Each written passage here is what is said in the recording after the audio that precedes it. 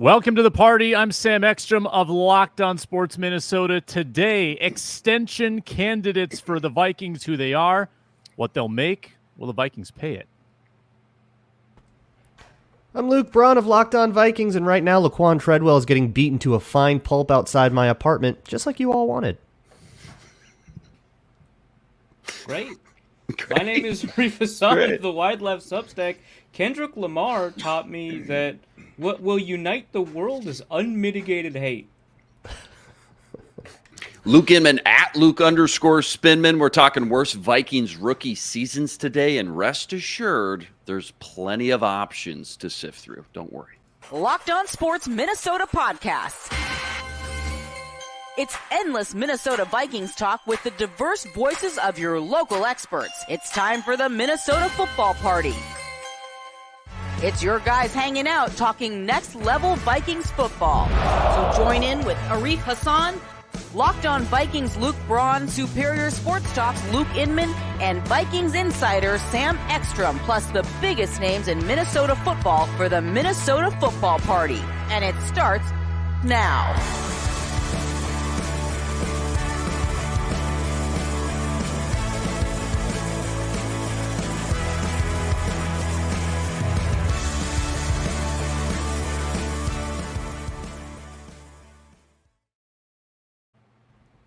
What's up? Welcome in, everybody. It's the Minnesota Football Party. It's Locked On Sports Minnesota. We're so glad you're watching with us today, whether it's live on the Locked On Sports Minnesota YouTube channel or on demand, or, of course, our audio available on the Locked On Vikings podcast feed, where you can get wherever you find your podcasts. Luke Braun filling up that feed with quality Vikings content 5 days a week. You met the group, Luke Inman, Luke Braun, Arif Hassan of the Wide Left Substack, and I'm Sam Ekstrom. We are here Mondays and Thursdays going live, talking Vikings year-round. Please subscribe to the channel if you're watching us and you enjoy the show. And a lot to get to on today's show, including 2 Vikings extension candidates. Will they sign before the season, and for how much?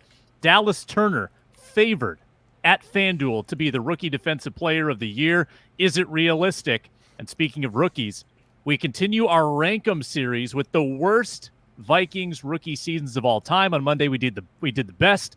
Go back and watch that. This one, I think, will be even a little more fun as we reminisce about the worst first years in Vikings history. And the show is brought to you by Gametime. Download the Gametime app, create an account, use code LOCKEDONNFL for $20 off your first purchase. Terms apply. Let's get right to it, gentlemen.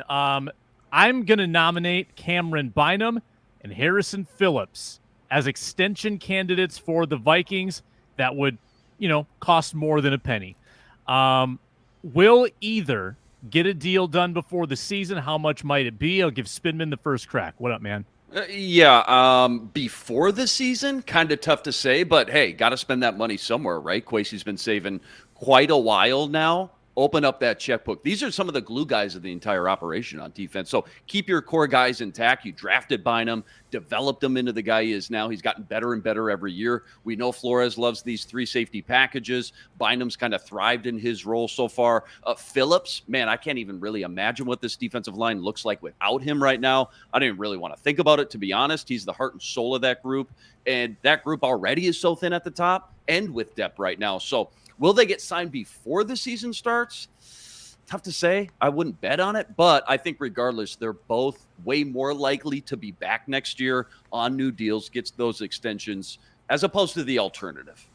So you think, Inman, that a mid-season extension or letting him hit free agency and then bringing him back, you think that's what the route that they would go? Yeah, I wouldn't be surprised if maybe they, let them dip their toes into free agency, see what the market looks like. I think no matter what, with both these 2 guys, we're not talking about 2 premium name blue chip type of guys. Kwesi's going to be able to come back and respond and say, okay, I can match this kind of deal.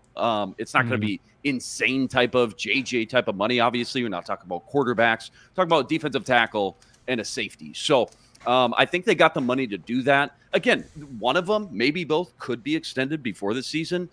It's just so tough to predict those kind of situations, Yeah, these aren't bank breakers, Luke Braun. I mean, if I'm handicapping the contract for Bynum, it feels like 10 to 12 for me. Yeah. Maybe 3 years. I thought Amani Hooker was a pretty good comp.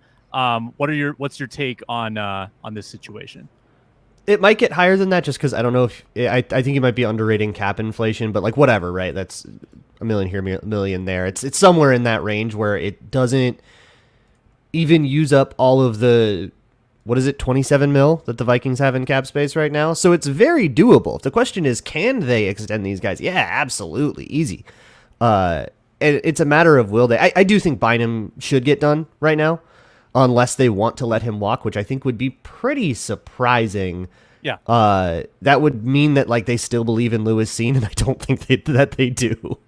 So I think Bynum gets done. I don't know if Harrison Phillips gets done at all. I think he might walk to free agency, or he might be, hey, maybe we'll talk about it next March after the contract, but really you were here to do 3 years. You did 3 years.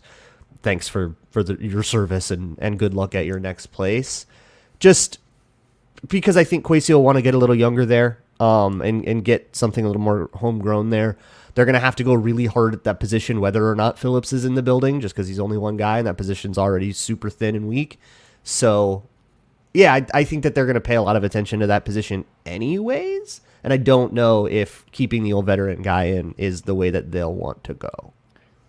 Super fair. And I think with Phillips, he's not played well enough that he's clearly demanding a raise.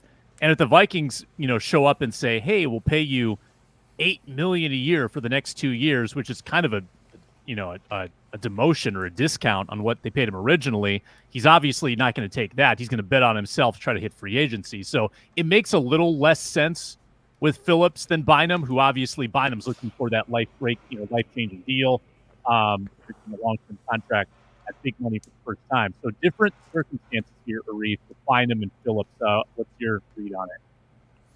Yeah, no, I think I think the thing that, and Luke kind of alluded to it, I think the thing that kind of controls the question regarding Harrison Phillips is like what the plan would be at defensive tackle. It's like really difficult to take a look at that interior defensive line group and be happy with it, right? And, it could be that they're going to be really aggressive about it in free agency in the draft or find some other ways to approach it. But given that they don't really have a lot of depth there, they don't really have a ton of talent there, we just saw Jaquelin Roy move down the depth chart, not up.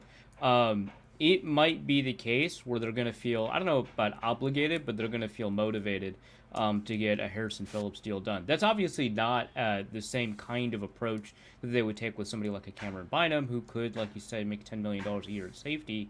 I'm really interested in that just because, Brian Flores' defenses tend to use a lot of safeties, right? And the Vikings want to use a lot of safeties. They have the safeties to do it, and you lose one, and it kind of loses that impact. I'm actually a little bit more curious about what's going to happen at cornerback because Byron Murphy's deal voids, right? Shaquille Griffin signed a 1-year deal. Those are your 2 starters. And then in 2026, Andrew Booth and Caleb Evans are up, right? So that's an area where you have to be pretty aggressive about securing some long-term future, and that might take a priority over somebody like a Cameron Bynum, even though Bynum is a very talented safety. So you're nominating Murphy as a possible extension candidate off of his 1 year.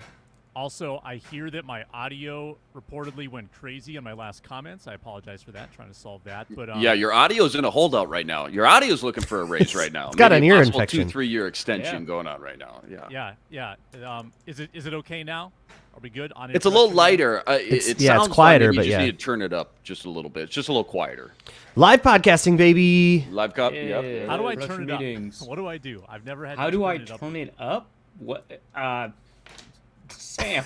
Go on the focus right. Okay, the there's left a settings knob over there. button. You can change the settings internally in StreamYard using the settings button Check. for your own audio, or you can do it on the Microsoft end if you're using a Microsoft device. This is probably because I turned off echo cancellation.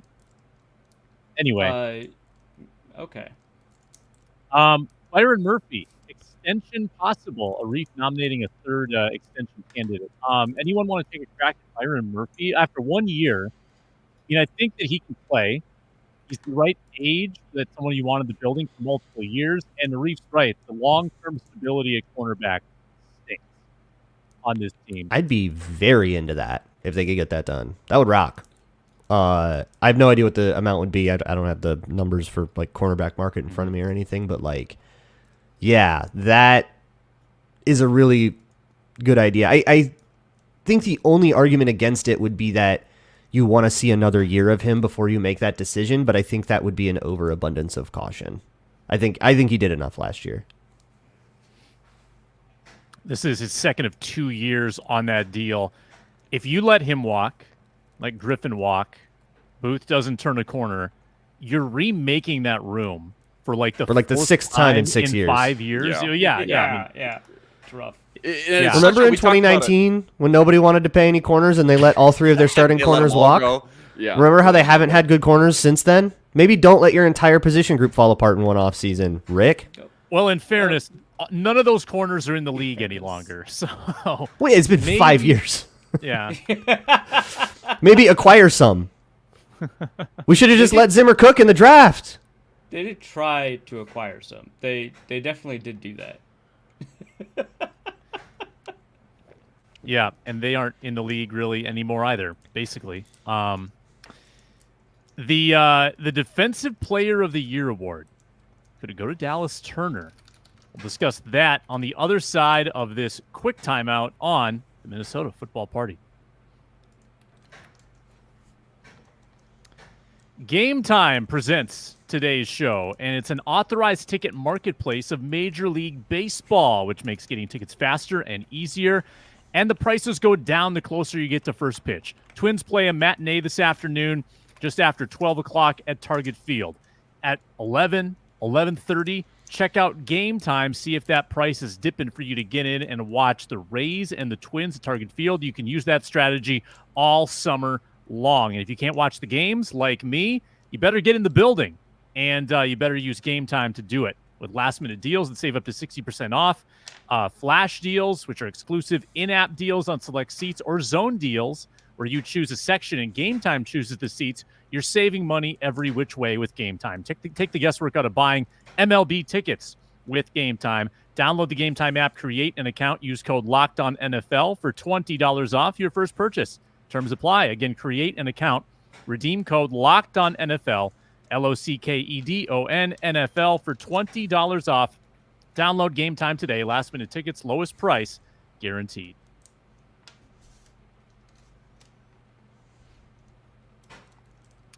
Welcome back, Minnesota Football Party. Please subscribe to the channel, Locked On Sports Minnesota, if you enjoy this. We also have a great lineup with Ron Johnson on Tuesdays and Fridays hosting. He should join us in a little bit here on the Football Party. But first, Dallas Turner DPOY candidacy. At last check, he was plus 430 to win the Defensive Player Rookie of the Year on FanDuel, just ahead of Latu, Jared Verse, Quinyon Mitchell are 2, 3, and 4. So is it realistic for Dallas Turner to win this award? We'll start with a Reef, and let me anchor this with a couple of statistics. So the last 5 edges to win the DPOY, Will Anderson, Micah Parsons, Nick Bosa, Joey Bosa, Von Miller. And the lowest pressure total that any of them generated was 59. Joey Bosa and Will Anderson had 59 pressures their rookie year. Von Miller, 60. Micah Parsons, 67. Nick Bosa, 80. So is it realistic for Dallas Turner to put together a 60 pressure type season and win that award? It'll be tough. I'm actually surprised that Latu's not favored, or the favorite, I should say. It'll be tough in part, not because of Dallas Turner's talent level or anything that he needs to do to fix himself as a starting player, but just because of the players that could be in front of him. I think that with Andrew Van Ginkel there, with Jonathan Grenard there, it'll be a little bit more difficult for him to find playing time than it was for, the Bosa brothers or Parsons or whatever. Parsons is an interesting one because he was like an off-ball linebacker that they just had to rush a bunch, at least that year. So that's a little bit different, but I think that it would be a little bit more difficult for Turner to hit something like 60. Will Anderson was like an every down player. Not to say it's impossible. Obviously, with heavy rotation, you can hit 60, but I probably wouldn't invest in that particular pick. I'd probably take a look at some of these other guys that are slated to get a little bit more playing Yeah, time. I agree. Like when you think of Rookie of the Year winners, first thing I think of, or one of the first things I think of, one of the first boxes you got to check is like clear path to playing time, right? And I think even with Van Ginkel and Grenard, like he's still going to find the field. He's still going to have a ton of playing time this year. Just the way Flores runs this system, deploys so many different packages, especially when it comes to just rushing the passer. And also, too, you think about this pass rushing group. It's such a top-heavy group with these three guys at the top. Then it gets pretty thin pretty quick behind them. So I do think, like, he's going to get a lot of playing time. Obviously, though, you brought up Will Anderson last year in Houston. Like, that was such a clear path right from day one. Okay, this guy's our guy. He's our number one pass rusher. He's our starter. Latu and Jared Verse kind of feel like they also have a clearer path to just being on the field more often than not right from the gate. I'm not going to say they're gonna take their time and kind of baby Dallas Turner along, but compared to Latu and Jared Verse specifically, who are near the top of these odds as well, so it's not like they're long shots or anything like that, but it feels like, if I was a betting man, almost like a little bit better value with one of those two guys over Dallas Turner. Yeah, the comp season that he kind of has to have, and this is assuming that he is as like a Daniil Hunter type young player, which they hope he is. He's a first-round pick. But if you look at Daniil's second season, when he was still behind Robinson and Griffin, only had 600 snaps that year, 54 pressures, 13 sacks. That's probably what Dallas Turner would have to put together. People didn't want to extend him. People were like, he's a rotational player. What are we talking? Did you see him? What? Insane, Luke Braun. Yeah. I don't think he has to have that. I don't think it has to be here's the weird thing about it, because like, yeah, the path to playing time is a little weird, and you probably will be rotating in and out, which will, this is going to be a volume stat award, whether we like it or not. But it also, like, the amount of competition, the volume of competition, you've got guys like Latu and, other first round edges and stuff. But because of the way the draft went, there's just fewer defensive first rounders, which opens up the field to kind of these guys, and then whatever later draft guys show up and have great seasons. But if you're looking for a reason for optimism there, but like, I don't know, these kind of factors work against all these guys. I think that's why he's the favorite. Yeah, fair enough. I do think that if he's deemed ready, I don't think they necessarily bury him. But I think they find a way to get him on the field. I think that Flores has shown enough creativity that 3 edges on the field at once is not that daunting for them. I mean, that's just a third down package. Oh, that's the norm. Any passing down, you just do that anyways. That's the norm. I mean, we just talked about Harrison Phillips, the defensive tackle. It's usually only 2 4 out. You have Patrick Jones out there too. Linemen. Yeah, absolutely. Yeah, so I'm with you on that. Yeah, I mean, the evolution is pretty clear, and there's a lot of precedent for it that, you get a first-round edge in with talent, and you put him in favorable positions, and then he grows into the 3-down role. And I think we could probably see that early, where they could pretty easily carve out 25 snaps, 30 snaps in week 1, where he's just going to feast. And he's going to get after quarterbacks. And it's a narrative thing, too. It's a narrative award more than anything. And the narrative for Dallas Turner is already getting written. We already had that Christian Darrisaw quote. Like, they're already running PR. True. Everybody's really excited. And then if you get, like, a limited snaps, but you get a bunch of sacks, and that becomes part of the narrative, then that becomes his story. And, what a great, and then that's the guy that everyone's paying attention to. And that's what's going to influence the writers that vote on this. Got to be careful, though, when you begin writing stories before they happen. That's how you lose money betting, right? Like that. Don't bet on this. Bet on something else. Don't bet on DPOY odds in June. You no. Say DPOY. It's DROY. Both of you have. Or DROY. Because I'm looking at it on the sidebar. Isn't it rookie defensive player of the year? RDPOY. Isn't that? Oh goodness, that's awful. Isn't it? First of all, if that's the case, that's bad. Second, I'm pretty confident it's Defensive Rookie of the Year. But no, narrative is the reason Kobe Turner didn't win it. Like that's like he should have won it based off of performance. Yeah, you're right about the acronym, by the way. Sorry. Yeah. What about the narrative? Why didn't JJ win it over Herbert that year? Herbert's a quarterback. Okay, I get it. Hey, which is also about like this. a narrative reason, by the way. Like, you won a bunch of like volume records for rookies, which I guess JJ didn't, kind of. True. Just talking about playing time, just trying to forecast this whole situation, these three, pass rushers that we have at the top here. Does anybody have an update or any information, I guess, about the Van Ginkel injury? I know it sounded like just him and Hawkinson are kind of the only two guys not around. And, KOC maybe touched on it, but I just really haven't heard too many details about why he's out in the first place and maybe what that injury looks like heading into training camp. Great question. They, in the past, have been extremely conservative with any guy that had any kind of off-season operation at all. Mm-hmm. They sit them in those situations. In the voluntary stuff, they make zero demands of those players to be on the field. So I'm panicking 0%. Just being extra cautious. Okay. And if he's not on the field day one of training camp, then I'll be concerned. I'm not worried at all. You could bet plus 6,000 on Kyrie Jackson as the DRO. Let's get it.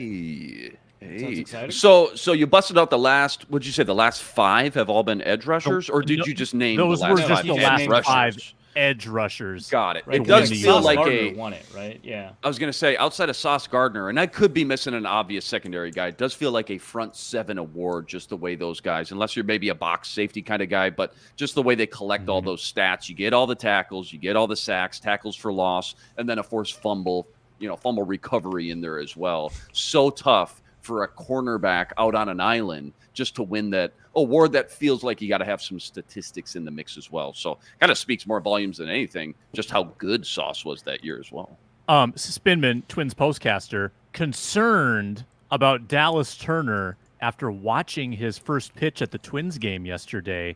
Does that reflect anything about his You mean JJ McCarthy? No, Dallas Turner had a bad one too. Yeah. Oh, wow. At least saw the JJ one. We're still trying to figure out the Comcast Valley situation. Don't worry. I'll pull up the clip, though. I did see the JJ one, guys. And, not great. Man, not somebody, great. Not great. Luke has a lot of gears to grind about Bally, which, by the way, I would love to watch the Minnesota Lynx. Just in general, that would be nice. Just in general, right? Similar issues involved here. So Yeah. I am on Luke's side, but it is funny. Yeah. I went to the Lynx game Monday night. It was great. It was absolutely outstanding. They're really highly fantastic. recommended. Yes. They're really good. Somebody speculated that JJ McCarthy tanked his first pitch so that Dallas Turner wouldn't feel bad. Like, that's how This is a team guy, So what a okay? leader. Locker room What a guy, leader. community guy, media guy, chemistry, the whole thing, man. Okay, there's layers. 5D chess he's playing, okay? Look, I'm just saying, after a whole offseason of talking about how his throw looks too much like a baseball throw, I'm glad we're moving away from that. This is evidence. right. There's clearly nothing there from a baseball standpoint for JJ McCarthy.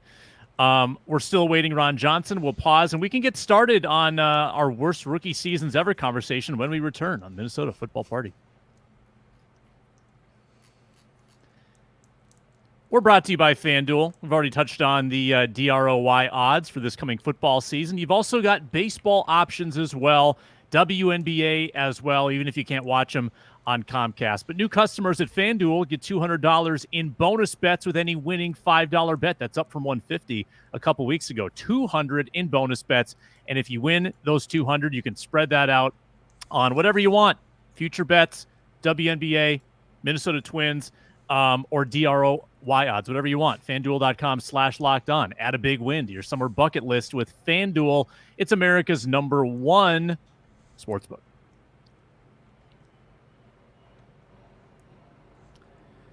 All right, Minnesota Football Party rolls on. It's our Rank 'em segment. On Monday, we did best rookie seasons in Vikings history, and today it's the worst. This is Minnesota Sports Rank 'em, part of Locked On Sports Minnesota, and it starts now.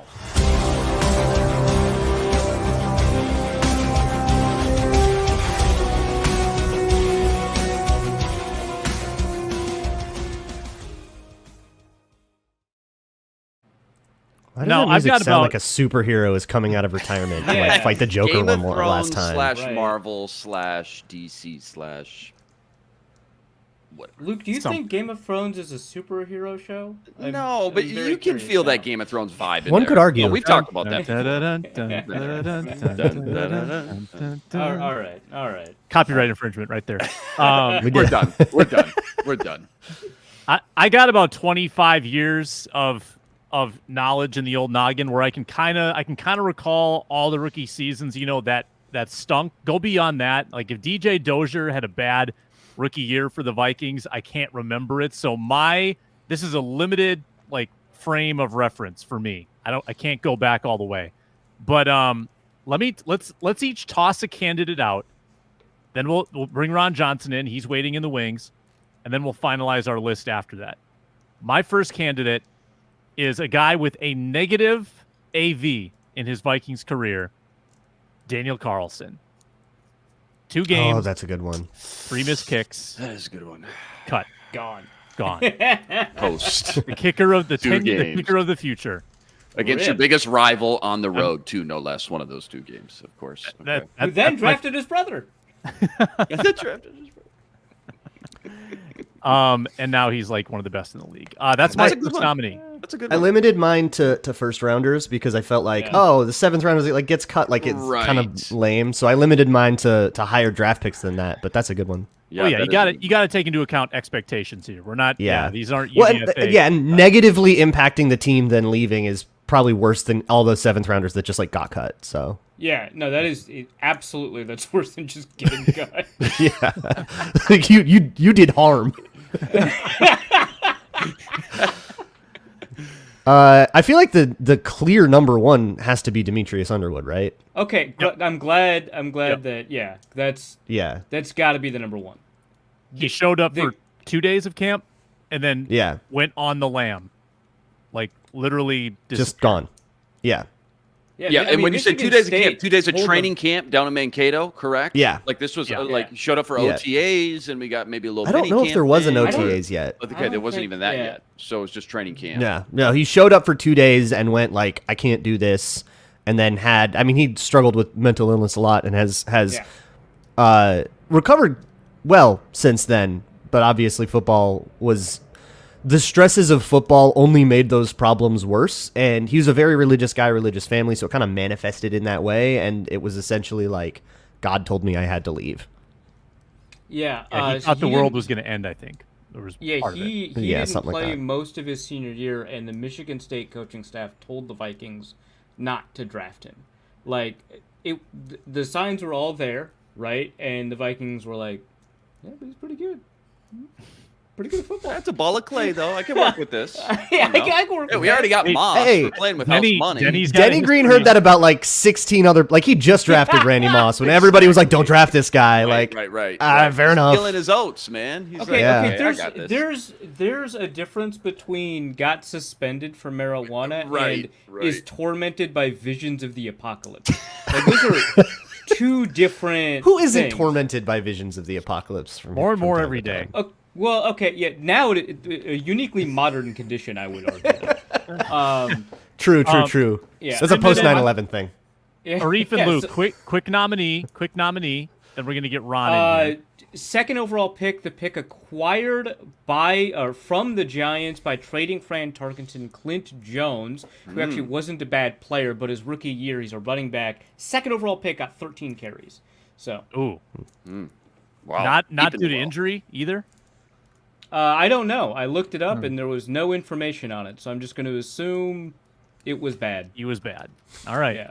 Clint Jones. Didn't expect that. Deep in the well. Like that one. I got Troy Williamson. I feel like he should be somewhere on the list. 7th overall From an pick. expectation standpoint, Huge draft cap. Well, let's just compare just real quick. Williamson versus Ponder. Okay, both top 15 picks. It felt like everybody knew the Ponder pick was forced, and this guy was not supposed to go 12th overall.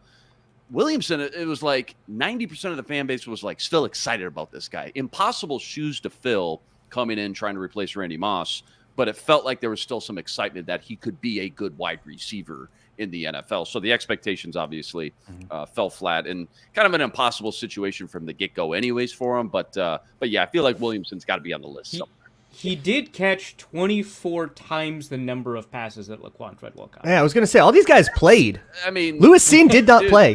Lewis yeah, Cine but did 4 here's the games thing. of special This teams is- and got hurt. Oh, I But got again- Lewis Cine, but Andrew again, we're Booth doing- combo on But this. doing harm. But we're Troy doing Williamson did Troy Williamson did do harm. But if we're adjusting for expectation, I don't think that many people were all that disappointed that Lewis Cine didn't start. They were like, Well, I hey, think you have Cameron to- Bynum I had a think great you- year. I Harrison think you- Smith is still here. He got injured 4 games into the season. So I feel like that one's a little bit different. It is, to your point, it is. Just on the other side of that, though, you have to think about it was the 12th overall pick originally. They traded back, and I'm looking at not just Lewis Cine, but Andrew Booth, because you could have had a guy like Jordan Davis, you could have had a guy like Kyle Hamilton. It's the package of Lewis Cine and Booth together. Both guys probably going to get cut this year, if not this year, next year. Yeah, if we're going to And include guys who didn't play, what about Trey Waynes? What an awful rookie year. I remember that preseason. Trey Waynes, yeah, But almost it's not made my like list. The door was wide open for him, right? I mean, they had Terrence Newman, they had Winfield? Xavier Rhodes, No, that was not Winfield. Winfield, but they. Can I had throw out a spicy Captain technicality? Munderland? A spicy technicality. I A love spicy technicality. Keith Quick. Millard, who did not play his rookie season with the Vikings. He played it in the USFL. He left the What a team. bust. What a bust. Hey, just the rookie season. Not great for the Vikings. Chad Greenway. Because he didn't play for them. Chad Greenway. Greenway's on my list, too. We'll settle this in a little bit. Ron Johnson's going to join the Minnesota Football Party. He's with us every Thursday. He hosts the Ron Johnson Show on Tuesdays. We're expecting a Cam Bynum appearance coming up. If not this week, the following week. That's going to be great. Ask him And some Ron- annoying questions about the contract. It's his turn. Well, we were talking about that. We were talking No, about Luke, that. we will not do that. Yeah. Do you think though, Ron, that Cam Bynum is a clear extension candidate? Maybe start like during training camp. They can work something out now that he's entering the last year of his deal. If not early, even like during the season, we've seen like mid-season, extensions or, after a game or two, just to get it figured out as they're looking at the salary cap, who's left. But yeah, I could see that happening. I mean, it also is going to come down to Harrison Smith. I think, what he decides, what they're thinking with him, but they know he only has a year or two left. So if Cam Bynum is the guy, which it sounds like or seems like that's the guy they want, I could easily see an extension coming during the season. Like I said, we've seen that before, week 2 or 3. We all of a sudden the tweet comes out and that person has new money. Cam Bynum doesn't seem like a holdout type of guy. It seems like he's a team friendly guy. So I would see them one, just like Josh Metellus, is probably better to get him done now before he actually blows up and bets on himself. And then you got to pay him even more. Yeah, I'm with you on that. Inman, what do you got? Yeah, Ron, I was listening to Adam Thielen on the Rich Eisen show the other day. They were talking about this offseason schedule in the NFL. They want to try to move it to the players do, that is. So it's not so hot and cold, right? On, off schedule like the way they have it now. And instead, maybe a big break, right? Right after the season ends, you got a couple months there. And then once practice starts, okay, the season has started. Now this ramp up can kind of continue gradually. Just your thoughts as a former player, pros and cons to both sides, and where you think ultimately it'll end up looking like maybe next year and beyond. So honestly, I mean, I'm not gonna lie. When it comes to practice, a lot of these topics is off season. I get it. Like the NFL is trying to capitalize. Like right now, we're having the DirecTV Sunday package conversation about where games should be played and what team should get what, or what network should get what games. How much should you have to pay? I just saw Amazon is saying, they were willing to just give it away. If you get Amazon Prime, you get all the games for free. So I know there's all that conversation. So when it comes to the players, I think the biggest thing is they want that 4 to 6 weeks off. And I think that's the end of the day. Like at the end of the day, they want, however you want to give it to them, however you want to do it, they want 4 to 6 weeks off. Some guys want 2 months off. They think like some of these mandatory OTAs are dumb. And so I think that's what it looks like. Nobody wants to go back to old school. Like when my dad played, because I had these conversations with him because he used to always joke that my training camp was easy because we were at 3 weeks. They were at 6 weeks back in the day. And Real so two-a-days. they had 6 weeks. They have 4 full weeks of 2-a-days. Monday, Tuesday, insane, Thursday, Friday, 2-a-days. You get off Wednesday, you get off Saturday, Sunday. It's a walkthrough to get ready for Mondays, Tuesdays, Thursday, Friday, 2-a-days for 4 straight weeks. Then they made cuts. Then they had 2 more weeks of 2-a-days with preseason games. And then they had regular one practice, another preseason game, and then 1 week practice. So it was basically 2 months of training camp is before what the season NFL even used to. starts. Before the season even started. And that's where, I mean, honestly, that's why, like, if you watch the movie Concussion and some of the stuff. So for today's player, let's be real. I had legit pads back-to-back days. When I was with the Bears, we had 3 a days. We would have a 6 a.m. or 6:30 a.m. practice, walk-through practice, which what these guys had, but we actually had full go walk-through practice. Like we ran, just no pads, no padded practice, ran, and then we had a night full go scrimmage. And so that's the big difference. Is they don't do that. They don't practice with pads in the morning, then come back at night for the fans and do a scrimmage. Like now, if they're going to scrimmage, it's nothing all day until the scrimmage. If they're going to practice in the morning, walk through, then it's 2 o'clock, one practice, and they're done. So it's no longer 2 a days. It's just training camp. We're here. We're getting the most out of you.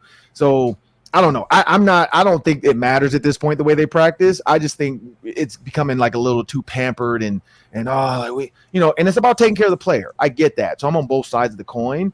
But to act like they need more time off, like you're only practicing once a day. So like I've seen how bad it can be. So I don't think this is bad. Yeah. Also, too, like back then, you didn't have as many hard injuries and soft tissue injuries as you're having now. It feels like every week something was coming up where somebody was getting a soft tissue injury or somebody was getting hurt. I don't feel like we had injuries like that because our bodies had built up the tolerance for hitting and pounding and banging. So then when you got to the games and some of the stuff, you weren't seeing a lot of that stuff. Mm-hmm.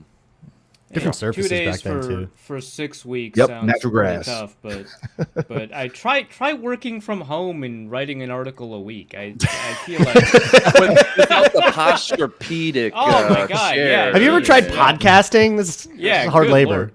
Lord. Oh man, how many words is that? That's a lot of words, Reese. How many words?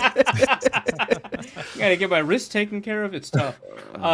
We were talking a little bit about Dallas Turner's Defensive Rookie of the Year award odds, and he's the favorite right now, which, we find a little bit interesting, not because he's not talented. He's obviously very talented. He could be the best defensive player, but the path to playing time is a little bit more difficult for him than it is for somebody like Jared Verse, who is slated to start and has started in rookie camp. So I just kind of wanted to get your take on what the package right now could look like for Dallas Turner, how many snaps he could see.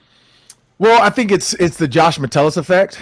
When you look at Brian Flores' defense, I think that's what a lot of people are thinking. Like, if Brian Flores did this with Josh Metellus from the back end, what can he do from the front with him? Like, how far back can he move Dallas Turner? Can he be a nickel linebacker? Can he come in and play a little rover safety and roam the middle of the field? Like, what can they? Because he's super athletic, and when you see him move, you see him on the field, like he's very fluid with his movement. So he's not a stiff guy like a lot of Ben Lieber likes to say, loosen the hips.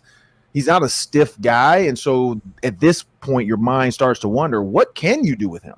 Who can he cover in a man situation? Who can I trick to make you think he's rushing? He's actually going to cover your running back in the flat. Like there. So I think that's what people are thinking too. Is like, we don't know where this guy's going to line up, where he's going to blitz from, where he's going to rush from. He might be in the A gap standing up. He might be out wide and wide 7 or 9. So I think it's the exoticness of what they think they might see out of him, which can be flashier. Like if he gets a sack from nickel, a sack from DN, a sack coming up the middle from like a Mike or a Mo backer situation on a third down, it's going to look better on tape than maybe a guy that's just going to, line up and be a start and, whatever. I think that's kind of the thought process in this. He becomes a Swiss Army knife that's doing more for his team than a guy that's just lining up at DN or outside linebacker. And that's it. And honestly, too, again, it's all about he went to Bama. There's some people that don't. That's somebody that's only like, I don't know if you guys have ever seen Drewski and the guy he hangs out with, they joke about Uncle whatever. I forgot his name. But he's like, I don't care about one thing. That's the tide and my Lord. Like, that's it. Like, that's it. Like, people care about God and the tide. That's it. Like, so, this guy has a lot of other people backing him in the country because of where he came from. He came from Bama. So I think that's the other part of it. Rookie Laquan Treadwell or rookie Troy Williamson? Which one was worse? Oh. So I'm gonna say Laquan was better. Let's go with that. I'm gonna say he was Okay. better. Positivity. I like it. I don't remember much about Troy Williamson, to be honest. Because what year was he here? 5 Like, was his. Oh, 5 or 6 or 7. Yeah, so I was famous with the Bears at the time, so I really Those was great didn't- for you. I didn't pay attention. Well, I had Rex Grossman, but I didn't pay attention to. And Rex was. I think great. some of the It's worst not a- plays happened in Soldier that year. It's not. Those It's, but like during training camp that time, Durham, that had been his rookie year. I ended up getting hurt like week 1 or 2. So, like, even when I was with the Ravens for 2.5 years, I didn't ever watch the Vikings besides like guys I knew like Burleson, Kelly Campbell, Jack Brewer. Like that's when I would watch the Vikings or pay attention to them. Because even in college, the only time I really watched was like Moss Carter highlights, or if Tony Dungy was coming to play the Vikings and he invited me out to a game. That's the only time in college even that I went to a Vikings game, because we didn't do the kind of stuff that PJ Fleck does, like watch Vikings games with the team or take the team to a game. And like that wasn't big in the 90s and early 2000s to like do team, outside the building activities like that. So I didn't really see. I heard the stories later about how everybody hated Troy Williamson, but I didn't see it. Like I heard the stories. Like I would hear people say, like, "Oh, he dropped the ball so much, and he was supposed to be, he's supposed to be the next Randy Moss, and he wasn't even close." And da da da. Like I remember because he was out of South Carolina. I remember that, right? Yeah. Fast as all get out, couldn't Yep. catch the ball. I remember he was out of South Carolina. I remember they drafted, and the only reason too I watched that draft is because I was with the Bears, and I was praying that they didn't draft Braylon Edwards, because I'm like, if they draft Braylon, that just knocks me down one more spot on this roster. Yeah. And so when the Browns drafted him, I was like, yes, appreciate that. And I told Braylon, I mean, that's my boy. I went to his draft party and everything. I'm like, bro, I don't want you coming to Chicago. Like, go somewhere else. And he went to Cleveland. I think we got Cedric Benson that year. I know we got Cedric Benson that year. Rest in peace, and my boy said. But we got Cedric Benson that year as a rookie. But I remember that. Like, I remember Troy Williamson get drafted by the Vikings, but I did not watch much of it. I've heard from all you guys and all the fans and all the tweets. So I'm going to go with Laquan was better. And the reason I say that is because Laquan didn't drop balls. Laquan just didn't get any balls, because Stephon Diggs became what we know now as one of the greatest receivers of all time to hit this league. And Adam Thielen became one of the best third down red zone receivers that we had seen. And so the fact that those two became better, because honestly, if hindsight was 20/20 and you're Rick Spielman and you're Mike Zimmer for sure, if you know Stephon Diggs is going to be great and you know Adam Thielen is about to kill it, you don't draft Laquan. You go draft another cornerback, because we know Mike Zimmer really wanted one. And so, or a safety. Like, you're not going to, or a rush, I mean, we probably can go back and say, do a hindsight show Friday, Sam, or next football party I can join you guys. You want to have that question is, if you can go back to the 20, whatever draft that was with Laquan Treadwell, if you know Stephon Diggs and Adam Thielen are going to be what they're going to be, who do you draft? I guarantee there was a bunch of defensive guys in that draft that either went after or maybe right before, if they moved up a spot, that we'd have been like, oh man, that would have made that defense really good. And so, definitely. So that's where I look at Laquan Treadwell. I think he was better than Williamson. I just think he didn't get an opportunity. There's some linemen I think there's like Connor Williams was there. Yeah. Like I said, there's probably a ton of guys that could have helped that team out. Treadwell, they thought they needed him to be the next guy, but they didn't know their 5th round pick was going to do what he did, which was become dope. Me and Luke Inman knew. Or we do. We did. You could have we slammed did Michael interview. Thomas too. See it in his eyes. Yeah, we interviewed him the year before. We're like, hey, you're about to be this guy, aren't you? So we knew. Dude. We knew before the world knew. That's awesome. Ron Johnson will host the roundtable on Friday. Reggie Wilson, Julia Daniels of Care 11 will join, talking the full landscape of Minnesota sports. Catch the Ron Johnson Show on Tuesdays as well on Locked On Sports Minnesota. Ron, good stuff as always. We'll talk to you next Thursday on this show. Appreciate it, and I'll let you guys know. I did get the role in that commercial I talked about. It is a major brand, so I'll let you guys know once. So I think we're shooting July 9th. So I'll let you guys know once then. All right. I'm riding on the lawnmower, I was told. So yeah. All right. Fantastic. Hopefully that commercial's on channels besides Bally Sports, because none of us can watch this. Yeah, I don't know what they're using it for, but I'm a dad cutting my grass in my backyard, and so yeah. Ideal life. Okay. All right. My wife said, so you're just playing yourself? And I was like, yeah, pretty much. Dad mode. Outstanding. At 3 Ron Johnson on X. Thanks a lot, Ron. Appreciate it. Let's in our closing minutes, we've got about 4 minutes left, 5 minutes left. Let's finalize the worst rookie season conversation. So Ron is voting for Treadwell better than Williamson. I tend to agree. I think a top 7 pick who's that bad with the opportunity given, probably deserves to be panned a little bit more. I think that Williamson's below Treadwell. Treadwell had 1 catch. Sorry, I can't do that. I cannot do that. Yeah. Infamy. Like there's infamy to that in and of itself. Yeah, he had 15 yards. Like, Troy Williamson was disappointing, 100%. One of the worst first-round picks the Vikings have ever made. But there is a huge gap here. He had over 300 yards, right? Like drops are bad. Obviously, they hurt the team, clearly. But not, like, Treadwell had a worse yards per route run than the running backs. Yeah, like, I will say... Yeah, the stats are not good. It's tough to argue against these stats. Here's the thing, though. Yeah, I think is like the question about like emotion versus like actual statistical production. Because like the way I did this is I went, there are enough first round picks that didn't make it on the field their rookie year for one reason or another that you could populate the list that way, and that's what I did. But if we want to do the like expectations and emotions and Williamson's was worse emotionally because it was supposed to replace Randy Moss. That has nothing to do with his yards per route run, but we have to kind of decide if we're going to like do the list that way or if we're just going to say who played worse. Treadwell played worse than Williamson, bar none. Treadwell just didn't play, though. He had 80 snaps, right? Yeah, okay, but which why? is worse. Like, why? Like, there's a reason Williamson saw the field and Treadwell did not. Williamson could get open in practice.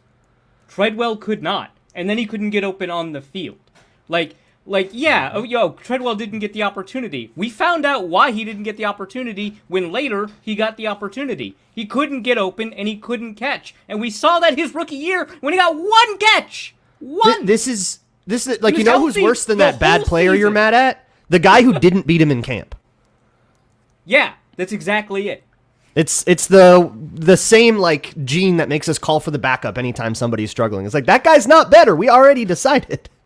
All right, let's see who Williamson was competing with at wide receiver that year. It was Troy Williamson, Travis Taylor, Corin Robinson, Nate Burleson. Yeah. Nate Burleson, quite good. Yeah, reasonable players. Good. Look at that. Jermaine Wiggins. I would say that's stiffer competition than like Charles Johnson. And starting receiver Cordero Patterson. Starting receiver, running back Cordero Patterson. So we're going number 1. Number 1 is Demetrius number 1. Yes, it's got to be. Yeah, got to okay. Be. With a bullet. Yeah. Mm-hmm. Number 2. I mean, I like my Daniel Carlson, but I mean, we could probably go with the Williamson Treadwell like hybrid. I still think Clint Jones is worse than both of them because he was the 2nd overall pick that they had acquired by trading away Fran Tarkenton. You got to value in how high these picks are. He is, yeah. It was a rough rookie year, but he did come back around, and he still is like does alumni events. He turned into a good player. But his rookie year, 1973, by the way. If you want a first-round running back that didn't do anything. Leo Hayden, 0 carries, 7 games played, no starts. Oh. Rip. First-round pick in 1973. I mean, think about Wendy's. Sorry. Speaking of, by the way, you asked if Clint Jones was injured. I still don't know the answer to that, but he did. He was active for all 14 games, so that is probably meaningful. He averaged 1.8 yards per attempt on his 13 carries. Still behind Dave Osborne and Bill Brown. That was a good running back group. That was a great running back group. Yeah. Why did they draft a running back? Three more fun mentions on this. Kellen Mond getting dunked on by Mike Zimmer at the end of his rookie year. Pretty hilarious. Bucky Hodges. It's so bad. Comparing himself to Randy Moss and then never playing it down. Greg Childs blowing up both kneecaps on the same play. Yeah, that Yes, was. I think had that. Lorenzo That Wright. was That's who you're thinking so of. sick. It was knees, but not a. How about kid. Chad? How about The Chad Greenway, who had a tendons, great career, but on special teams kickoff coverage, first play of his career in the preseason tears that ACL, and then we had to spend. I mean, yeah, it ended up being a great story, but then we had to spend an entire year wondering, is he going to come back, be the same guy? Who knows? I don't know. 17th overall pick. Did Trey Waynes get any snaps? We kind of blew through him. Yeah. I think he got Trey snapped. Wayne's got an He got in a interception in the little playoff Yeah. game. Yeah, you got did? 4 pass Oh, yeah. deflections his rookie year, which is Yeah, nice. okay. I would argue It's better than that's these guys that didn't play. Yeah, He's And better both than like Treadwell. Alexander. His Max rookie year was pretty rough. All those receivers that year, too. Now I'm thinking about Treadwell, Doxson. I was so on Doxson train. Baylor whoa. kid. Oh my Who was gosh. it? Coleman? Corey Coleman? Corey Coleman from Baylor, had, I think, was the first 18 one. touchdowns at Baylor. They all was like stunk, this dude. Michael analytics Thomas was the only good one. He ended up going second round, middle second My round. favorite 20%. receiver from that draft. That's crazy. That's That's crazy. That's what Should we say. mention Jeff Gladney too? Getting beat out by Holton Hill. Is it Yeah, rookie year? it's tough, but yes, Jeff Yes. Gladney's rookie I year mean, was not. We're only doing the know. rookie year. We don't have to talk about what happened after. Yeah, but that was not a wonderful rookie year. I would agree. It was not, but he still got it. Yeah, well, again, got a ton of time though. Eventually, did he not? He played because everyone got hurt that year. Yeah, so he he played played a bunch. a bunch of Yeah. snaps. Not well. Yeah, it didn't go 15 well for Jeff starts. Gladney after that. 15 No, he played a starts. ton. Yeah. We're out of time for today. We will be back on Monday for more Minnesota Vikings analysis and shenanigans on the Minnesota Football Party. Please subscribe. Get us to 8,000 subscribers. For the two Lukes, Arif Hassan, Wide Left Substack, I'm Sam Ekstrom. Thanks so much for watching and listening to the Minnesota Football Party.